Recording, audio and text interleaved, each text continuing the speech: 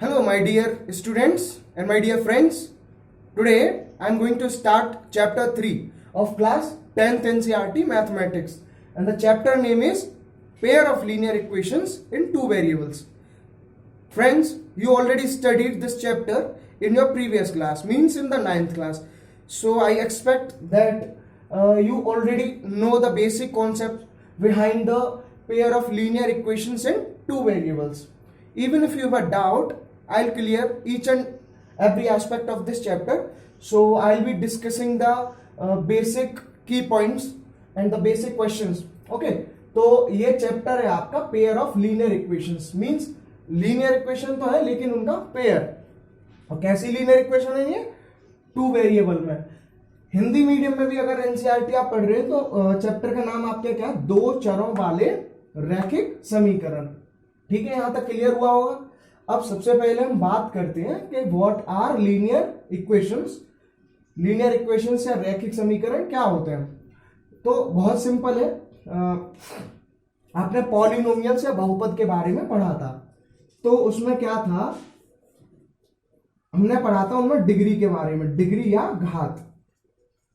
तो देखिए, जिसकी डिग्री जितनी होती थी वही हमने पॉलिनोमियल का क्लासिफिकेशन कंप्लीट किया था कि जैसे डिग्री अगर 1 होती है तो वो लीनियर पेयर होती है, और डिग्री 2 होती है तो वो पॉलिनोमियल होती है, और डिग्री 3 होती है तो वो क्यूबिक होती है, और डिग्री 2 पे क्वाड्रेटिक होती है, और डिग्री 4 पे बाई क्वाड्रेटिक होती है.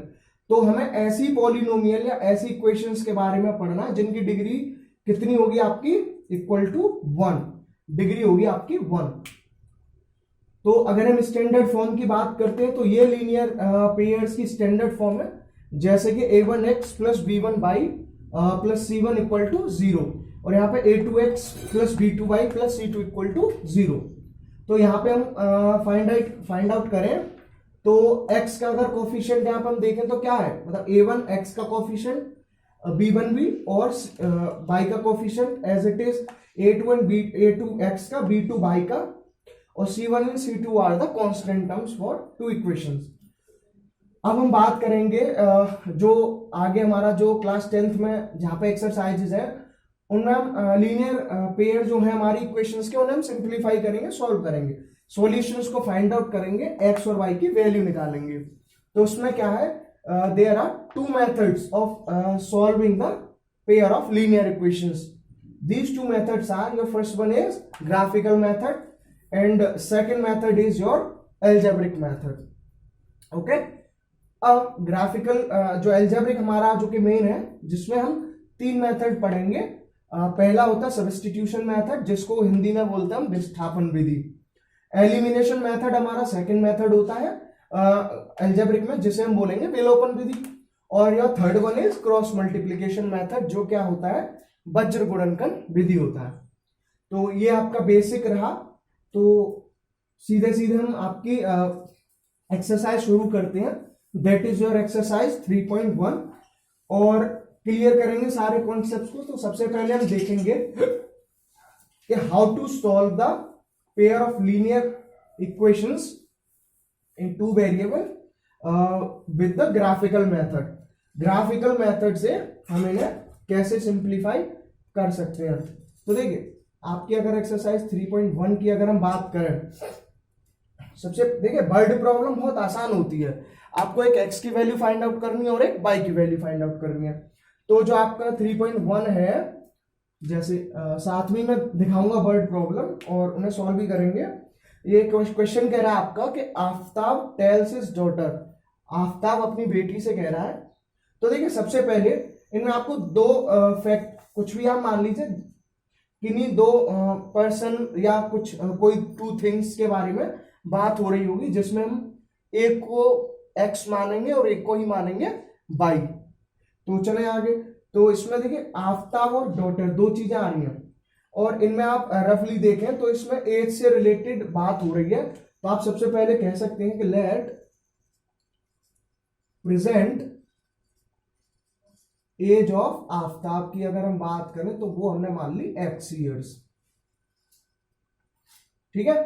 अब एक है उसकी डॉटर, तो प्रेजेंट एज ऑफ डॉटर. तो प्रेजेंट एज ऑफ डॉटर की अगर हम बात करेंगे तो वो क्या हो जाएगी बाई ईयर्स। ठीक है, तो इन दोनों की परसेंटेज आफ्ताब की हमने एक्स मानी है, डॉटर की मान ली है बाई। अब इसके बाद आफ्ताब ने बात बोली है सबसे पहली 7 ईयर्स अगो। यहां से शुरू होता है आपके क्वेश्चन की कंडीशन। तो यानी कि अकॉर्डिंग टू क्वेश्चन, यानी कि आफ्ताब कह रहे हैं कि 7 years ago I was 7 times as old as you were then. Aftab अपनी बेटी से कह रहा है कि 7 ईयर्स अगो। अब सबसे पहले यहाँ जो बात हो रही है वो 7 साल पहले की हो रही है, तो अभी उनकी एज इज एक्स और वाई है, तो 7 ईयर्स पहले आफ्ताब जो है वो एक्स माइनस 7 हो जाएगा। जैसे फॉर एग्जाम्पल एक अभी जो है किसी केस 20 है, तो 7 ईयर्स अगो अगर हम करेंगे तो वो 13 का रहा होगा। ठीक है, तो ये चीज आपको समझ में आ गई होगी। इसके बाद ऐसे ही तो 7 ईयर्स अगो की बात करें तो आफ्ताब की age x minus 7 and daughter की एज वाई माइनस 7। इसके बाद चलते हैं, तो कंडीशन है I was 7 times as old as you were then. जो आफ्ताब था, तो सबसे पहले आफ्ताब के 7 साल पहले एक्स माइनस 7, तो वो 7 टाइम्स है, साथ में कितना है 7 टाइम्स, किससे अपनी डॉटर से। तो 7 ईयर्स बिफोर डॉटर हो गई होगी बाई माइनस 7 की। तो यहां से हम चेक करें तो इसे सिंप्लीफाई करेंगे तो एक्स माइनस 7 इक्वल टू देखिए 7 बाई माइनस 7 7 या 49, और इसके बाद एक्स माइनस 7 बाई, ठीक है, और x minus 7 y equal to minus 49 plus 7। तो ये कितना हो जाएगा x minus 7 y equal to minus 42। ठीक है, यानी कि आप कैसे लिख सकते हैं इसे आप लिख सकते हैं कि x minus 7 y equal to minus 42, या फिर हमें सॉल्यूशंस फाइंड आउट करने यानी x और y की वैल्यूज। तो किसी जैसे ये 1 है, लेकिन इस इक्वेशन को हम x इक्वल टू प्लस का 7y इधर जाके जैसे ये एज इट इज थी माइनस 42, हम ऐसे भी इसे लिख सकते हैं, बताएंगे क्यों। तो ये कंडीशन थी उसकी बिफोर 7 ईयर्स की। अब वो दोबारा से कहता है कि ऑल्सो 3 ईयर्स फ्रॉम नाउ, अभी से 3 साल बाद की अगर बात करें तो आफ्टर 3 ईयर्स, तो ये कब थी बिफोर 7 ईयर्स, ये कंडीशन जब थी।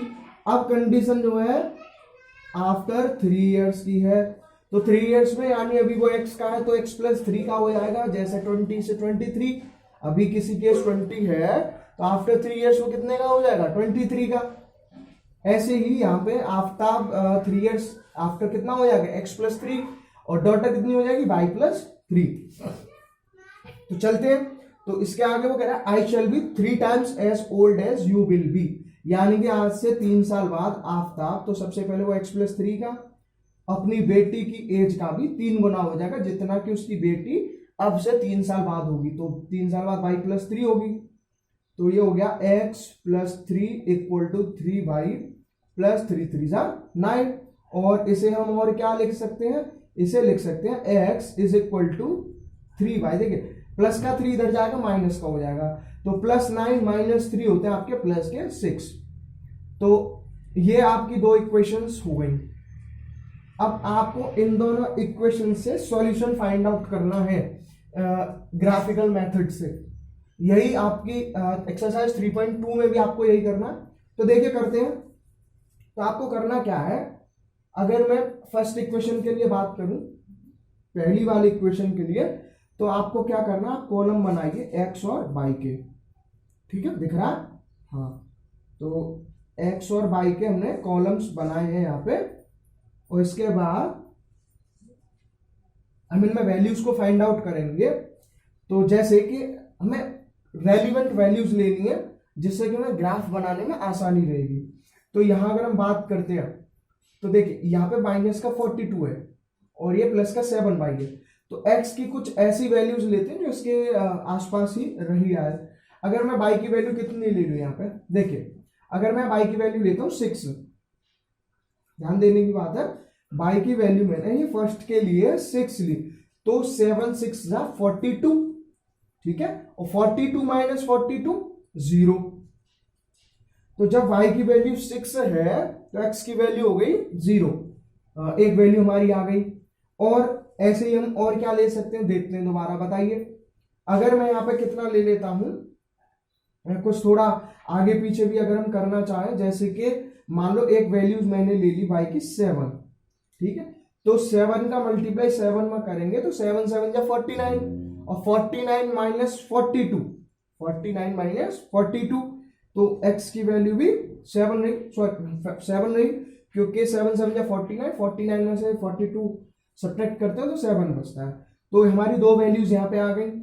थर्ड वैल्यू आप कुछ और ले सकते हैं, तो वो कुछ और वैल्यू आपकी क्या हो सकती है, 8 मान लो, ठीक है, तो 8 करेंगे तो 8 7 जा 56, 56 में से 42 अगर हम माइनस करते हैं तो 6 बचता है हमारा, यानी कि y की वैल्यू हमने 8 ली, तो x की वैल्यू यहाँ पे यानी 8 7 जा 56, तो 56 माइनस 42, तो ये हो गया आपका 6 बचेगा यहाँ पे,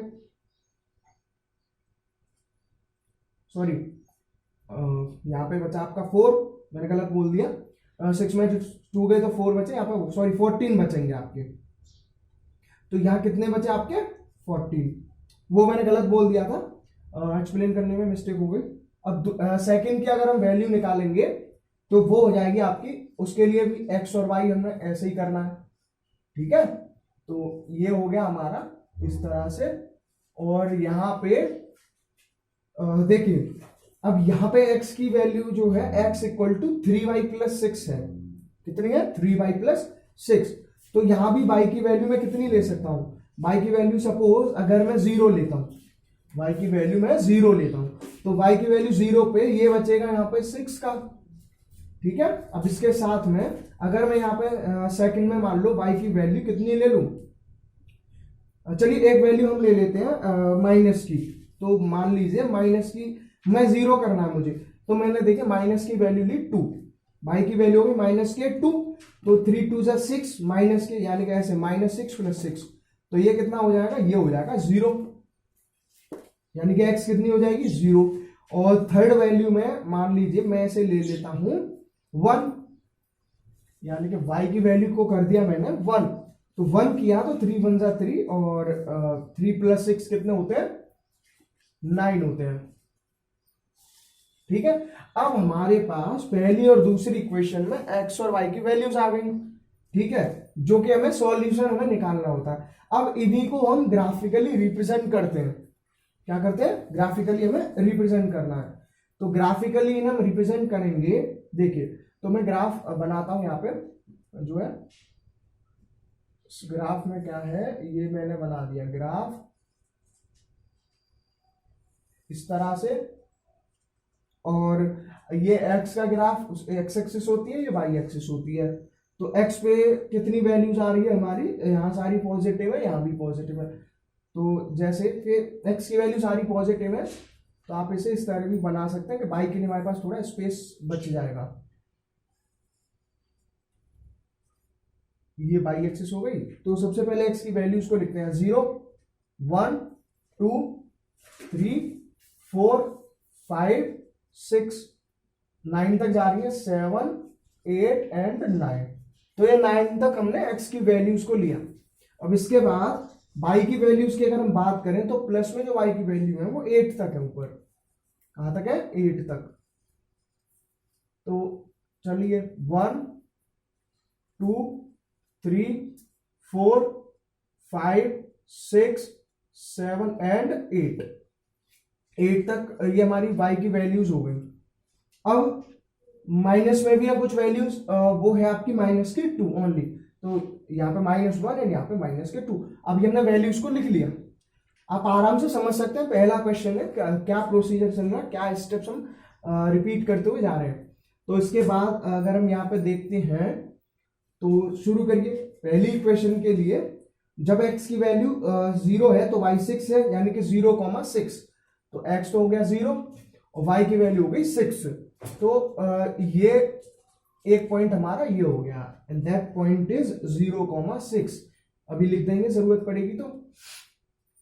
और एक है 7 7, यानी कि x की वैल्यू भी 7 और y की वैल्यू भी 7, तो हम ऐसे देखें तो यहां से ये गया और ये इस तरह से रफली ग्राफ पेपर होता है, बहुत आसान होता है और सॉरी बहुत अच्छे से उसको हम रिप्रेजेंट कर पाते हैं।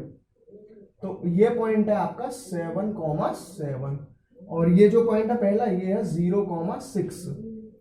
अब चलिए नेक्स्ट पॉइंट है आपका, जब x की वैल्यू 14 है, तो हमने इस पे तो ध्यान ही नहीं दिया, x की वैल्यू 14 पे, तो हम कुछ नहीं ऐसा करते, इसे थोड़ा सा 2 का गैप लेके बना सकते हैं, कोई बात नहीं। 2, 4, 6, 8, 10, 12 एंड 14। तो एक बार हमें ये ग्राफ दोबारा बनाना पड़ेगा क्योंकि वो 14 पे ध्यान नहीं दिया था, तो चलिए कोई बात नहीं। यहाँ हम देखें तो 0,6 था, तो x की वैल्यू 0 ही थी, तो ये तो यही आ रहा है पॉइंट, कोई दिक्कत नहीं। 0,6, दूसरी है 7,7, तो 6 और 7 के बीच में यहाँ रहा होगा, 7, 8 के बीच में, तो यहाँ से गया आपका 7 और ये यहाँ पे आ गया, तो ये पॉइंट आ गया 7,7 और 14,8 x पे है 14, ये 14 है और यहाँ से आपका 8 जा रहा है, तो कुछ समथिंग ये वाला पॉइंट ये हो गया आपका 14,8। ये 3 पॉइंट हो गए, ये थोड़ा स्ट्रेट लाइन जाएगा ये यहाँ पे, तो ये जो इक्वेशन आपकी बनेगी ना, ये इस तरह से स्ट्रेट लाइन जाएगी आपकी। तो ये वाला जो पॉइंट था आपका वो 14,8, यानी कि ये कौन सी इक्वेशन थी आपकी, ये वाली, जिसे हम क्या लिख सकते हैं, x minus 7 by equal to minus 42। ये आपकी पहली इक्वेशन वो लाइन होगी ड्रॉ। अब अगर हम दूसरी की बात करें तो x की वैल्यू 6 है, तो x हमने 6 लिया, तो y की वैल्यू 0, तो पहला पॉइंट तो यही हो गया, यानी कि ये पॉइंट हो गया आपका 6,0, अभी लिख लेंगे बाद में। और दूसरा पॉइंट है आपका 0,2, x की वैल्यू 0 पे, y की वैल्यू -2, तो दिस वन इज योर 0,-2। और थर्ड वन है 9,1, तो x पे 9 की वैल्यू यहाँ है और y पे 1, तो ये हो गई आपकी यहाँ पे। तो अब हम लिखते हैं, तो देखिए ये लाइन आपकी जो है ऐसे करके ये स्ट्रेट लाइन है, तो ये दो लाइंस आपकी इस तरह से ड्रॉ हो जाएंगी, और जिसमें आपका ये वाला जो पॉइंट है वो 9,1 है और ये वाला जो पॉइंट है वो आपका कितना है, 6,0 है। तो इस दूसरी इक्वेशन क्या आती है हमारी, x minus 3y equal to 6। ठीक है, तो इस तरह से वर्ड प्रॉब्लम को सबसे पहले इक्वेशन में कन्वर्ट करना है और फिर उसके बाद उसे ग्राफ में ड्रॉ कर देना है। तो ये मैंने थोड़ा डिटेल में आपको समझा दिया जिससे आपको इजीली समझ में आ जाए। इस फर्स्ट क्वेश्चन का मैंने कंप्लीट सॉल्यूशन आपको करा दिया है। देखिए जो ग्राफिकल सॉल्यूशन होता है, अभी मैं उसमें आपको 3 प्रॉपर्टी लिखवाऊंगा, नो सॉल्यूशन की और सिंगल सॉल्यूशन और इनफाइनाइटली मैनी सॉल्यूशन की। तो उसमें कुछ नहीं है, उससे क्या होता है कि जहां भी आपकी ये दो लाइन इंटरसेक्ट करेंगी तो जो पॉइंट ऑफ इंटरसेक्शन पे जो कोऑर्डिनेट होंगे आपके एक्स और वाई के, वही आपके सॉल्यूशंस होते हैं। ठीक है, तो यहां तक आपको क्लियर ये हो गया होगा।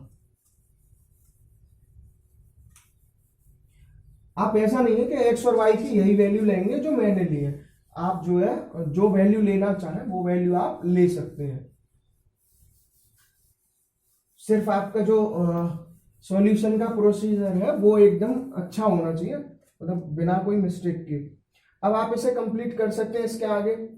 ठीक है, तो ऐसे ही क्या है, इसके बाद आप जो है रिमेनिंग क्वेश्चंस को भी इसमें ट्राई कर सकते हैं जो एक्सरसाइज 3.1 के हैं।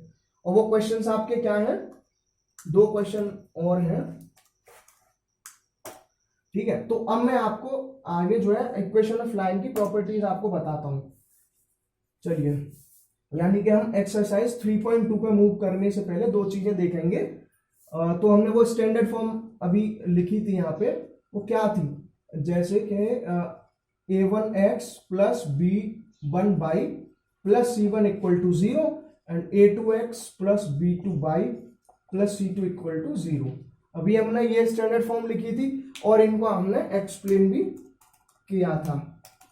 ठीक है, तो उसमें क्या था, इसमें कोफिशिएंट वगैरह आपको क्लियर नहीं है, तो अब मैं आपको 3 इक्वेशंस 3 कंडीशंस बताऊंगा फॉर ग्राफिकल मेथड के लिए। एक तरह से टेबल है, जैसे फर्स्ट कंडीशन अगर हम सीधे सीधे बोले या फिर हम डायरेक्टली समझ सकते हैं, तो वो क्या है समझने का हमारा तरीका कि जैसे अगर पहली कंडीशन ये होती है कि अब a1 अपॉन a2, ठीक है, a1 अपॉन a2 अगर v1 अपॉन v2 के इक्वल नहीं होता है, पहली कंडीशन ये है कि ये दोनों coefficients does not equal to ये वाले, तो ये वाली जो कंडीशंस की लाइन होती हैं वो होती हैं आपकी इंटरसेक्टिंग लाइन। ये नेचर है लाइंस की, क्या होती है आपकी इंटरसेक्टिंग लाइंस, यानी कि किसी पर्टिकुलर वन पॉइंट पे इंटरसेक्ट कर जाएंगी।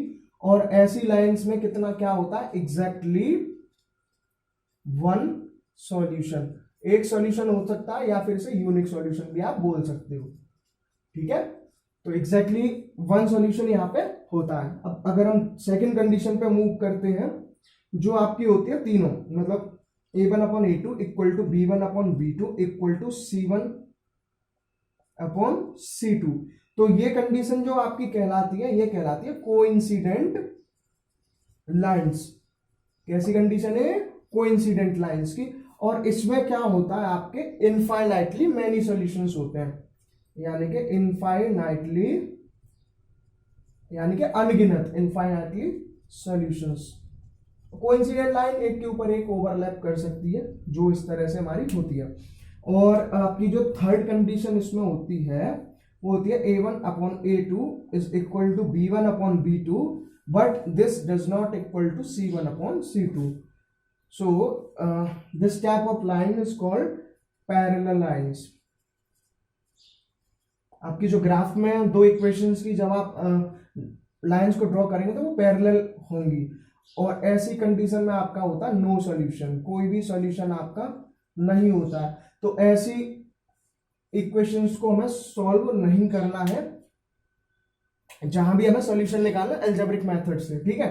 तो ये तीन मेथड हो गए, किस पे क्या कंडीशन, ये आपको याद रखनी है। और दूसरी बात, ये जो एग्जैक्टली वन सॉल्यूशन और इनफाइनाइटली सॉल्यूशन वाले जो आते हैं, ये आपके कंसिस्टेंट में आते हैं, कंसिस्टेंट सॉल्यूशंस।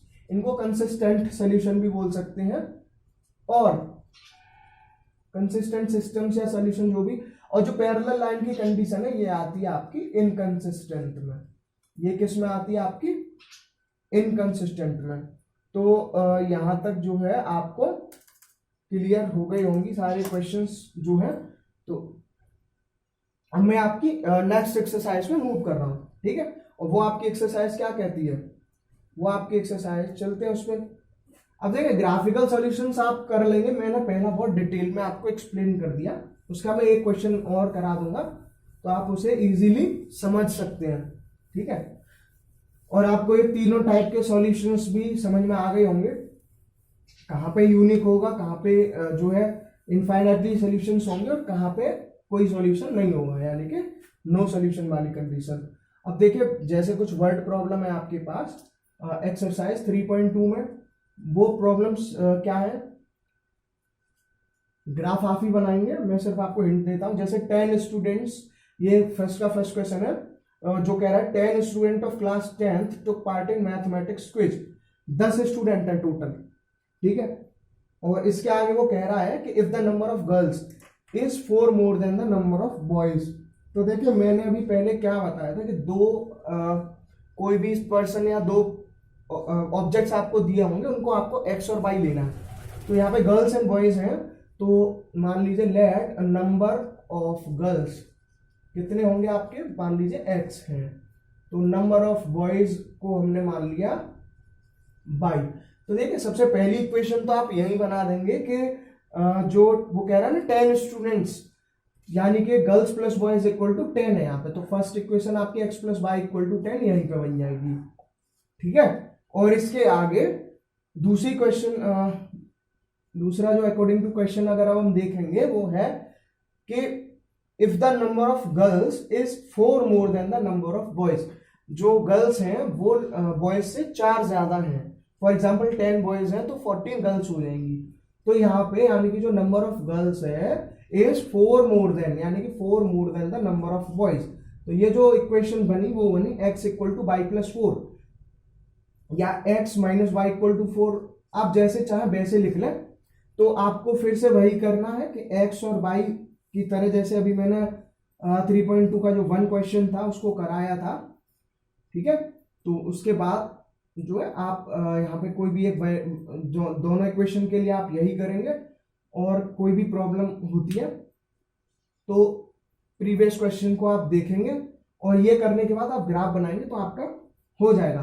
अच्छा, एक बार जो है मैं दोबारा से आपको एक बार उनकी जो है वो वर्ड प्रॉब्लम एक्सप्लेन कर देता हूँ, बाकी जो ग्राफिकल सॉल्यूशन आप कर ही लेंगे। जो एक फटाफट से हम देख लेते हैं। जो एक्सरसाइज 3.1 में दूसरा क्वेश्चन था वो है, जैसे कह रहा है the coach of cricket team buys 3 bats and 6 balls. अब देखिए यहाँ पे बैट और बॉल आ गए, दो चीजें हैं। तो मान लीजिए सबसे पहले देखिए नंबर ऑफ बैट्स आपके वही रहेंगे x और नंबर ऑफ बॉल्स आपकी y हो जाएंगी। तो वो कह रहा है कि 3 बैट खरीदे और 6 बॉल्स खरीदे 3900 रुपीज में। तो एक बॉल इतने की है, ये कॉस्ट है हमारी, तो इसे मानेंगे कॉस्ट ऑफ 1 बॉल। इसके बाद यहां पे हम देखते हैं तो 3 बैट है तो 3x प्लस 6 बॉल्स है तो 6 इक्वल टू 3900। और ऐसे ही अगर वो दोबारा से अनदर बैट यानी कि सिंगल बैट है तो x प्लस और आपका 2 मोर बॉल्स हैं तो 2y, ये दोनों चीजें कितने रुपए में खरीद रहे हैं वो 1300। बस इसके बाद उसे आप रिप्रेजेंट कर सकते हैं ग्राफिकली, जैसे मैंने बताया था x और y के सॉल्यूशंस फाइंड आउट करिए और इसे कर सकते हैं। अब ऐसी जो थर्ड क्वेश्चन था इसी में एक्सरसाइज 3.1 में, वो कह रहा था cost of 2 kilogram Apple and 1 kilogram grapes.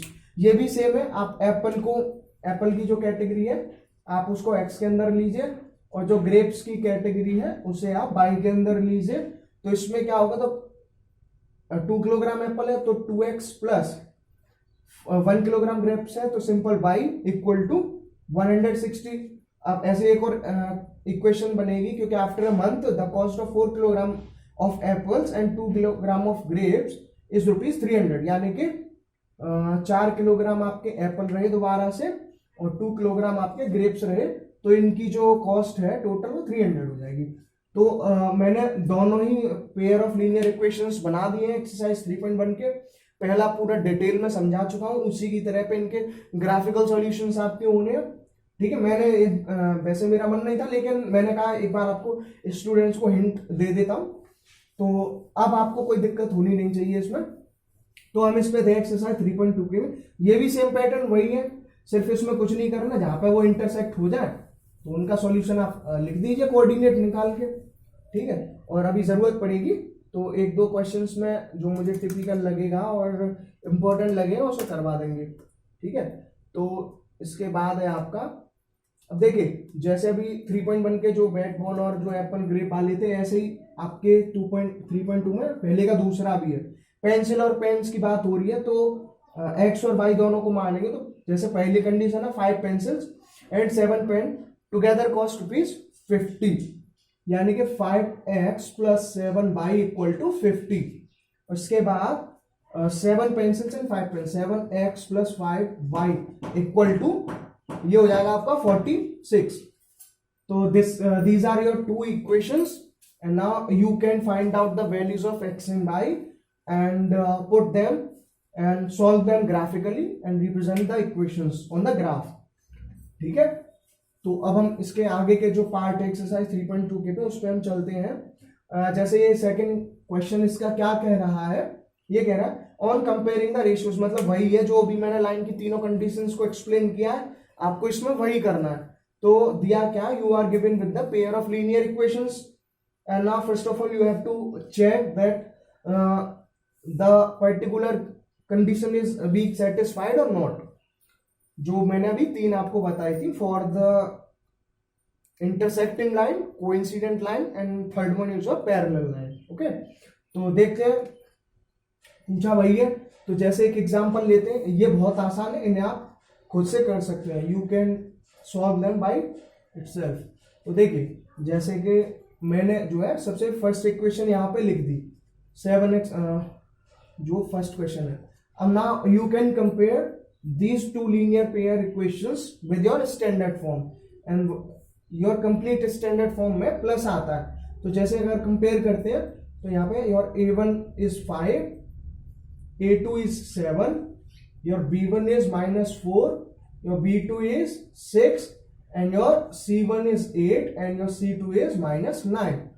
now you can compare like जो सबसे फर्स्ट वन कंडीशन थी यहाँ पे अगर हम देखें कि 5/7 इसका, और यहाँ से -4/6, इसे सिंप्लीफाई भी करेंगे तो ये 2 × 4 2/3 आ जाएगा, फिर भी ये इक्वल नहीं है, यानी कि जो आपकी फर्स्ट कंडीशन थी अभी जो टेबल सी बनवाई थी उसमें यही थी, if a1/a2 is not equal to b1/b2 then such type of equation falls under the category of intersecting lines.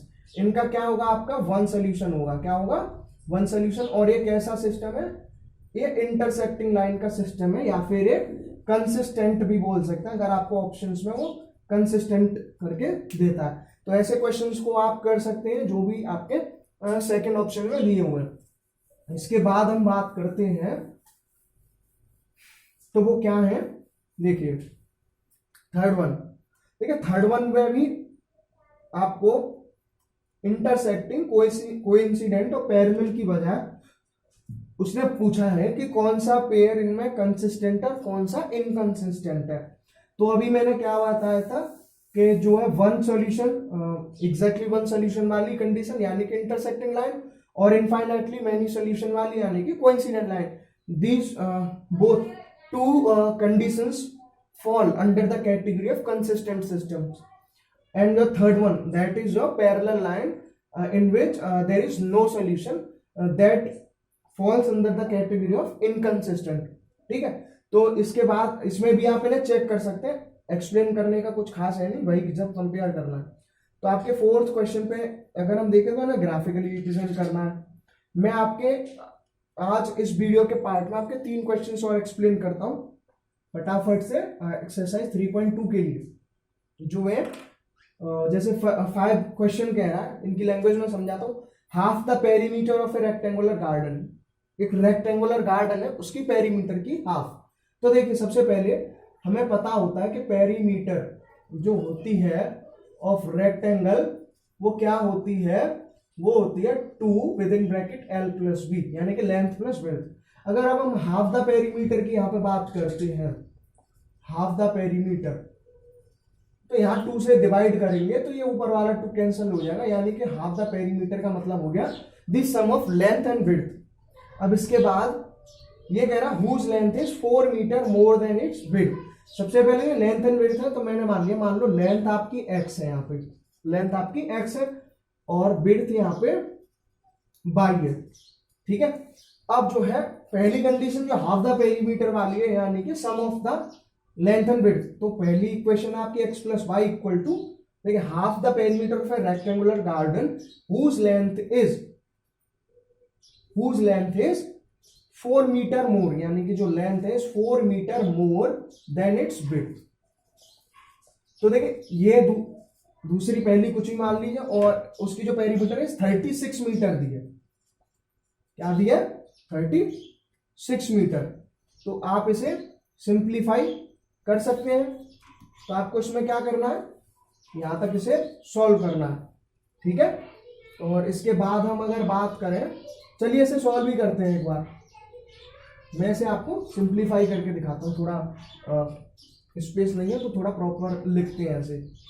तो चलिए जैसे कि यहाँ लिख लेता हूँ मैं, एक इक्वेशन आपकी हो गई, थोड़ा स्पेस बचा के, यानी कि यहाँ से हम देखें तो x = 36 - y, इसको मैंने पहली इक्वेशन माना, ठीक है। और जो दूसरी कंडीशन थी वो क्या थी कि जो लेंथ है, क्या है आपकी लेंथ, वो जो है आपकी पेरीमीटर से, सॉरी विड्थ से 4 जो है ज्यादा है। तो हमें वही सेम टेबल यहाँ पे बनानी है, और हम टेबल यहाँ पे बनाएंगे, तो बनाते हैं, चलो तो टेबल हम यहाँ पे बनाते हैं, चलो। तो देखिए यहाँ पे हम वैल्यूज को पुट करेंगे, तो वैल्यू हमें करनी है यहाँ पे पुट,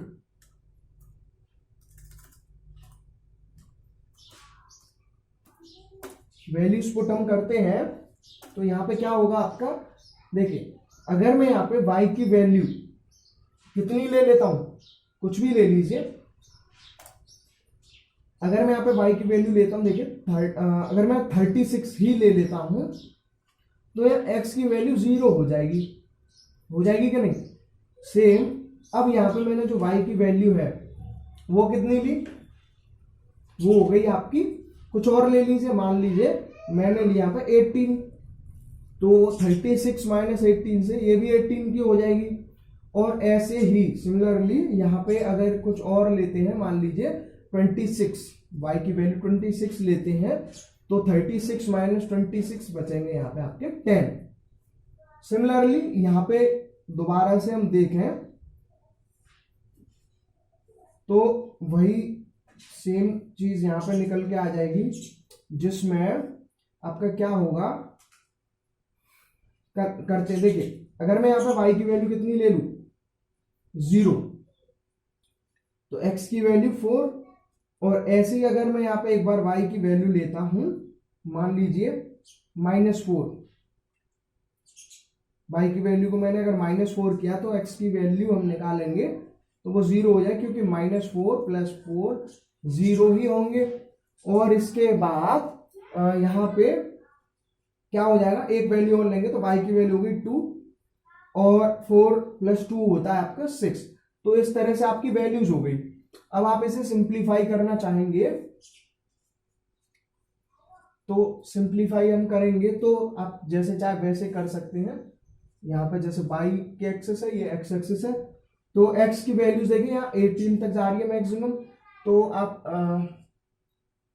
कितना गैप लें हम, 4 का अगर गैप लेते हैं, चलिए 4, यहाँ पे 8 हो जाएगा, यहाँ पे 12 हो जाएगा, यहाँ पे 16 और यहाँ पे 20। ऐसे ही y की वैल्यू की बात करें तो यह 36 जा रही है और 36 तक जा रही है, तो उसे भी हम चलिए 4 के गैप में लेंगे, तो 4, 8,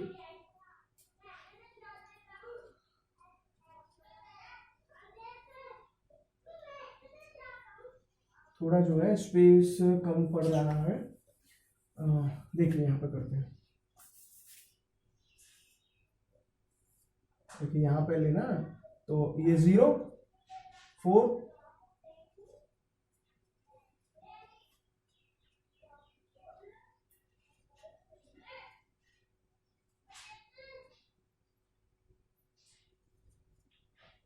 और 36 तक। सपोज हमने यहां तक ली और ये भी ली,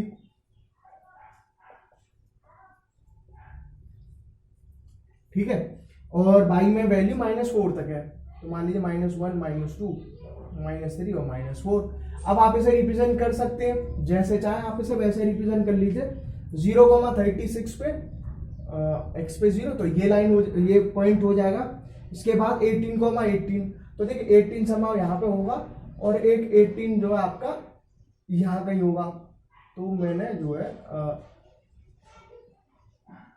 यहाँ पे समथिंग ये 18,18 वाला पॉइंट हो गया, और 10,26 हो गया, तो 10 यहाँ पे कहीं पे और 26 आपका यहाँ कहीं हो गया।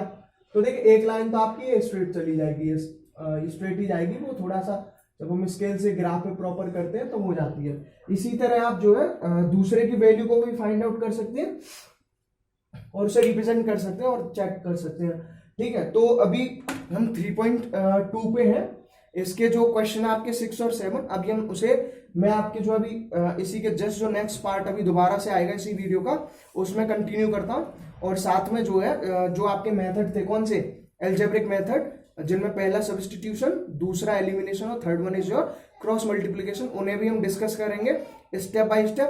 तो ठीक है, फिर आपसे मुलाकात अब होगी आपकी नेक्स्ट वीडियो में। और जो है वीडियोस के लेटेस्ट नोटिफिकेशंस के लिए आप जो है चैनल को भी सब्सक्राइब करें, जिससे कि आपके पास अपने आप जो है दूसरी वीडियो का पता पड़ जाएगा, ठीक है। तो जब तक के लिए ठीक है ना, आप प्रैक्टिस करिए। Thank you.